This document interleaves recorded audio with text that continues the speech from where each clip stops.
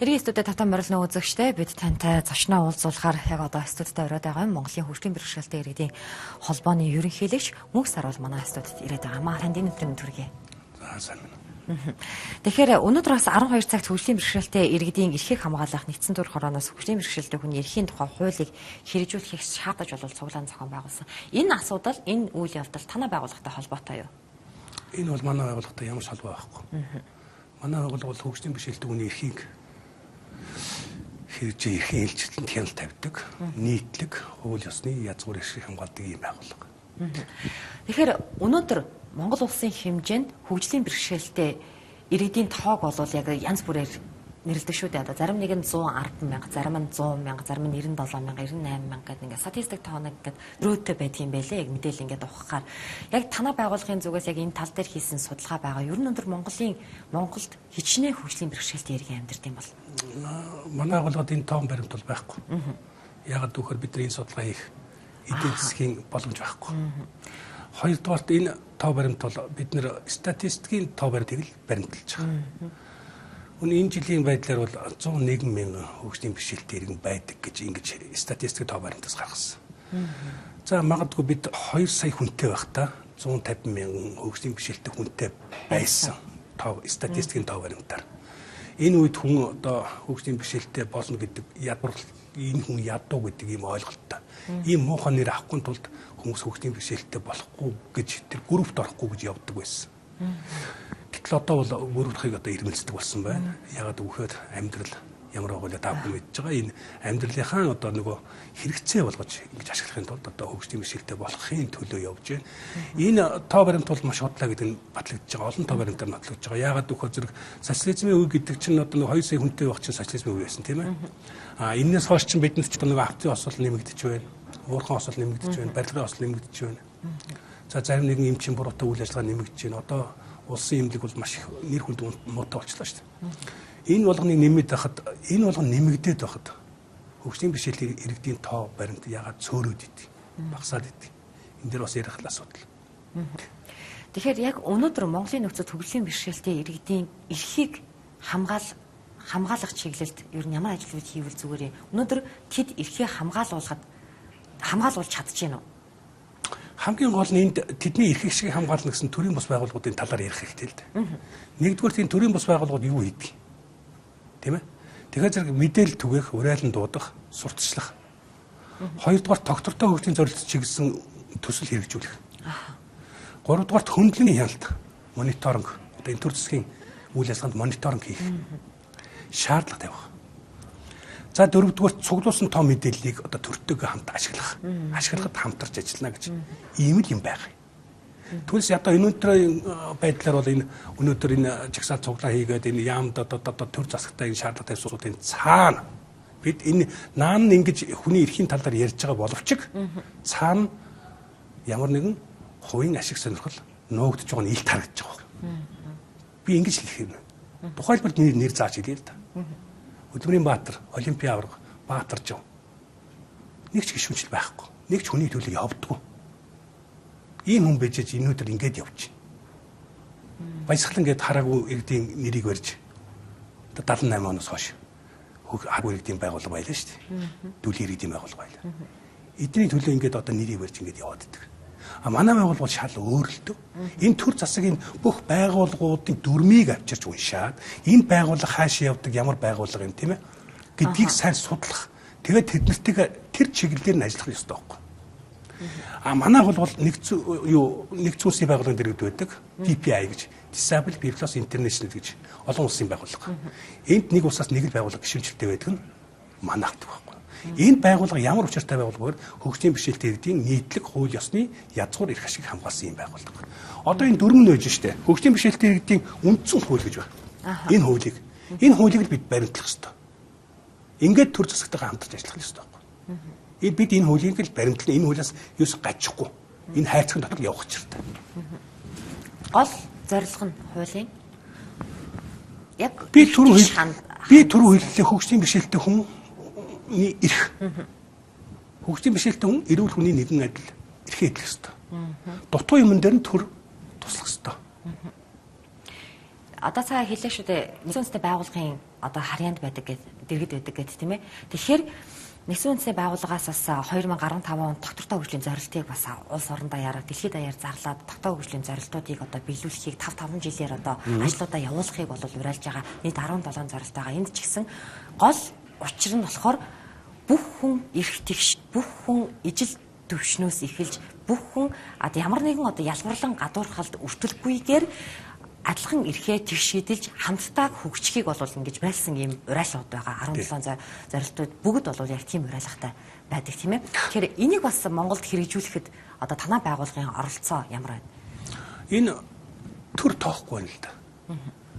Одоо энэ нэг бусад байгууллагуудтайгаа адилхан эдний нэг тийм байгууллага. Одоо бүр тийм нэр байхгүй шүү дээ. Одоо тэр хөгжлийн бэрхшээлтэй иргэдийн холбооч гэдэг юм уу, нэгдсэн холбооч гэдэг юм уу, тийм ээ. Хараагүй иргэдийн үндэсний холбооч гэдэг юм нэр байхгүй. Тэдний байгууллага, энэний байгууллага, одоо мөнгө саргуулын байгууллага ингэж ярьдаг. Учираас тэд нар чинь өөрсдөө тэр дотор байгаа тэр байгууллага яах гэж байгуулагдсан, хэний ашиг хамгаалах гэж, ямар чиглэлээр байгуулагдсан гэдэг тэр дүрмийг уншихгүй шүү дээ. Тэгэхээр зэрэгэл нэг л тийм гуйлга гуйсан нэг тийм бөөн байгууллагад хүмүүс нэг яд хүмүүс байна. Энэ дунд голд байдаг 70-80 хүний эрх ашигыг хамгаалахын тулд хараагүй иргэдийн үндэсний холбоо гэдэг ийм том нэр аваад явж штеп. Тэгэхээр зэрэг энэ байгууллага маань өөрөө 21 аймаг нийслэлийн 9 дөрөв бүр тэр тусмаас хөдөө сум баригадад хүрч ажиллаж чадахгүй байна. Тэгсэн хэрнээ бүр бидэнд юм өгөхгүй нэгэд ингээд тавхиж явдаг. Төртөг хамтарч бид нар юу хийх вэ? Бодлогын чанартай ямар ажиллаж хийх гэдгээ ярихгүй штеп. Түүнээс одоо нэг юм барьж аваад энэ одоо үндсэн хуулинд байгаа юм чинь тийм ээ. Нөгөө хөгжим бэрхшээлтэй үний эрхийг хамгаалах хуулинд байгаа юм чинь энийг хамгаалахгүй нэгээд нэг юм барьж аваад тэгээд цаашаа явдаг тэрийг барь тэрний цаана хувийн эрх ашиг нуугдж байна гэдэг нь хинт ч ил байна. Жишээ нь одоо танай байгууллагаас төртөө хамтраад ямар ажлуудыг хийвэл болох бол би хийсэн ажлуудаа ярив. За тэгээ. Тийм. Нэгдсэн улсын байгууллагын 61-р ассамблегаар хөгжим бэрхшээлтэй үний эрхийн тухай конвенц батлагдсан. Энэ конвенцийг тэр дэлхийн хөгжлийн бэрхшээлтэй иргэдийн холбоо буюу дэлхийн хөгжлийн бэрхшээлтэй иргэдийн холбооны дэлхийн зөвлөл гэж байдаг. Эндээс үнэлэлт төгөлд өгсөн байна. Энэ маань өөрөө хувьсгал юм а гэж. Тэгээ энэ хувьсгалыг одоо бид нар энд хэрэгжүүлэх ёстой байхгүй. Удахгүй одоо энэ 9 сард манай зүүн хойд Азийн дэлхийн хурал байдаг, Азийн хурал байдаг, хурлын байгууллага шүү дээ. Зүүн хойд Азийн хурал гэдэг чинь Япон, Солонгос, Хятад, Монгол энэ дөрөв нийлсэн хурлаа 2 жилд хийдэг. Одоо Японд очиод нэг хийдэг, Солонгос нэг хийдэг, Хятад дараагийн 2 жил хийдэг. Энэ жилийн 9 сард манай Монголд тохиож байгаа. Тэгэхээр энэгээр юу хийх вэ гэхээр бид нар тэр залгамж чанар болсон одоо Японы Токиогийн тунхаглал, Шанхай тунхаглал байгаа. Энийг Улаанбаатарын тунхаглал гэж одоо бид 9 сард батлах гэж байна. Тэгээ энийг одоо хийхин төлөө одоо явж байна. Маш их ажил өрнөж байна. Бид удахгүй бас өөр ажилч гэсэн бас энийг одоо 9 сард төхөөд ирэхээр бид нар бас санхүүжилт манхүүжилтийн нэлээд хүнд асуудал тулгарна. Энийг бол бид мэдж байгаа. Одоо бидэнд ямар асуудлууд хүндрэлтэй асуудлууд тулгарх уу гэдэг бид мэдж байгаа. Энээс яаж гарах уу гэдэг бид бас мэдж байгаа. Энэ танаа телевизийг бидэнд туслаарай гэж хэлэх гэсэн. Энэ цаашаа нэг ашиглаад. Тэгэхээр одоо жишээ нь зарлууд дээр л гэхэд чинь маш олон төрлийн зарлууд гарч таарнаад одоо ядчил за ирсэн төлөөлөгчдийг байршуулах байр орон сууцнаас эхлүүлээд зарлууд хөврөх бах гэж бодож байна. Үүнийгээ бас яаж шийдэх гарцаа бол та бол хараад олоод харсан юм байна шүү дээ. Яаж шийднэ гэж бодож байна. Ингэдэг шүү дээ. Энэ Японд олон улсын байгууллагууд зүүнтэл хуралд явж илээ. Тэгэхэд одоо ганц төрөөс төсөв өгдөггүй ганц байгууллага нах юм билээ шүү дээ. Зөвхөн Монголын? Тийм, Монголд. Тэгээд та ингээд өнөөдрийн хүртэл 90 оноос хойш өнөөдөр хүртэл 27-8 жил яаж энэ төсөв байхгүй яаж яваад байгаа гэхээр гайхаж байгаа. Нүднөөрөө дээр гарч ирсэн шүү дээ. Гэтэл Япон төсөвтэй байна. Солонгос төсөвтэй байна. Хятад тэртээ улсын ажиллагаа явуулдаг учраас улсын ажил төсөвт нь ороод нийт улсын төсөвт ороод явчихдаг. Манайд байдгүй, та Монголд байдгүй ус байхгүй. Нүднөөрөө дээр гарч ирсэн шүү дээ. Гэхдээ та яаж ажил явуулж байгаа? Одоо би явуулна. Олон жил би одоо 28 жил явлаа. Би гандан буурахгүй. Энэ жилийн одоо 9 сарын чуулганыг би ард түмэндээ хандаад жолтгоо, гуйлгуугаач жолтгоо явуулна да. Тий. Улаанбаатарын тунхаглалыг л хамгийн гол нь батлуулах учиртай. Юу хамгийн зорилго, эцсийн зорилго л тэр. Одоо жишээ нь хөгжлийн бэрхшээлтэй иргэдийн амьдрах таатай орчин, за эрхээ эдлэх эрх зүйн орчин нөхцөл гэдээ ярих юм бол маш олон асуудал байгаа. Ер нь нэг томлоод хэлбэл биднэрт эрх зүйн орчин нөхцөл нь хэр байгаа юм? За мөн дээрэс нь дэд бүтцийн хувьд бид ямар улсын нийслэл Улаанбаатараа л аваад үзье тийм ээ. Дэд бүтцийн хувьд хэр хэмжээнд хөгжсөн гэж харж байна. Янз бүрийн байгууллагууд байгаа л да. Тэд нар сайшаалтай.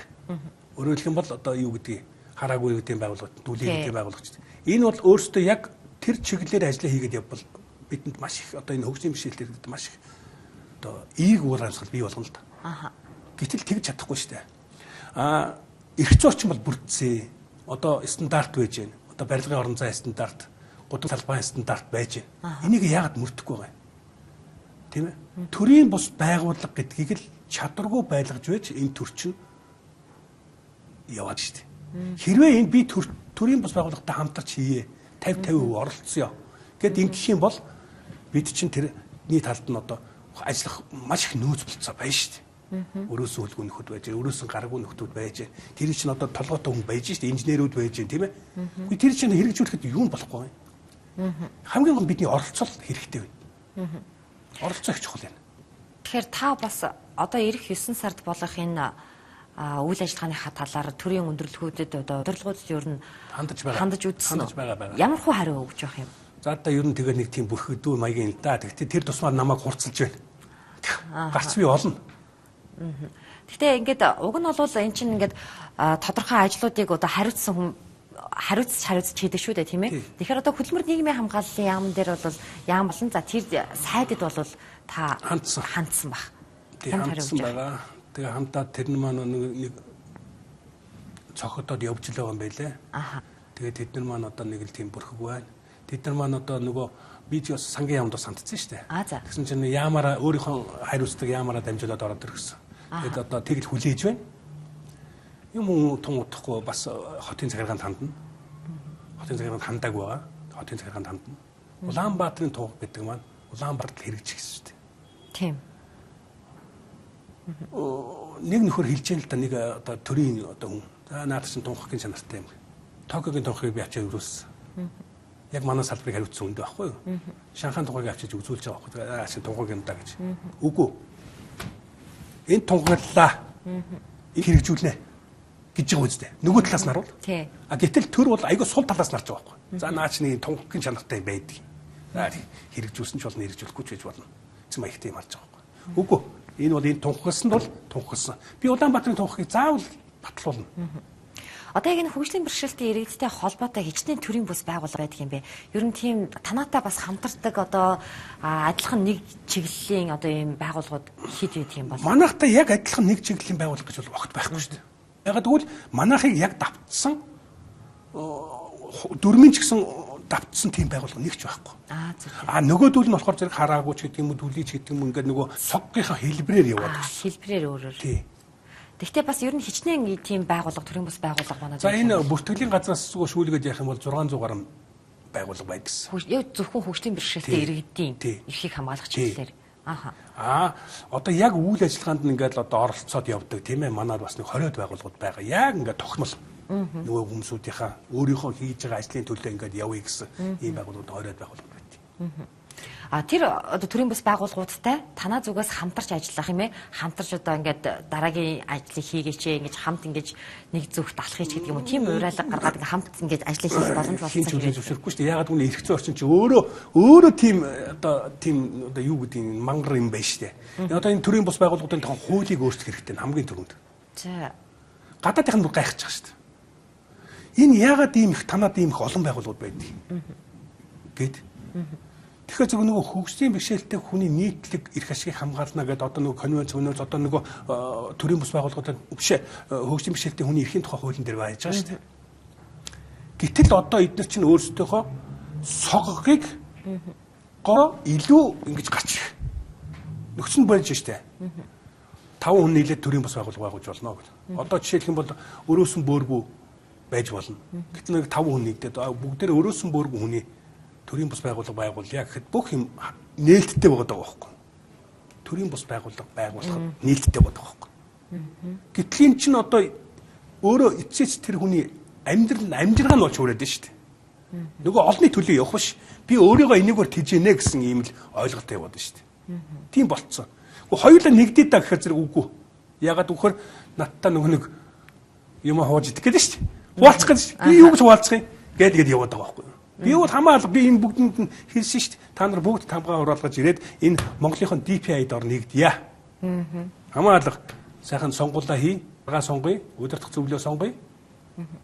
Би бол нээлттэй. Манайх бол нээлттэй болгоо. Жил болгон одоо DPI-да тайлангаа өгдөг. Тайлангаа явуулдаг. Энэ засгийн газар юу хийж байгааг хяндаг, шаарддаг ийм л байгууллага шүү дээ манайх.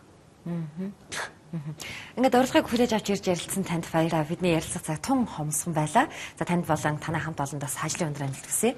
Ирэх 9 сард болох бас үйл ажиллагаанд нь амжилт хүсье. За баярлалаа. Та бүхэнд баярлалаа. Өөртөө эгэл хэлээс та бүхэндээ зочноо уулзууллаа. Харин одоо та бүхэнд цагаагаар мэдээ хүрэхээр студид хөтлөгч, цагуурч өн болд ажиллаж байна.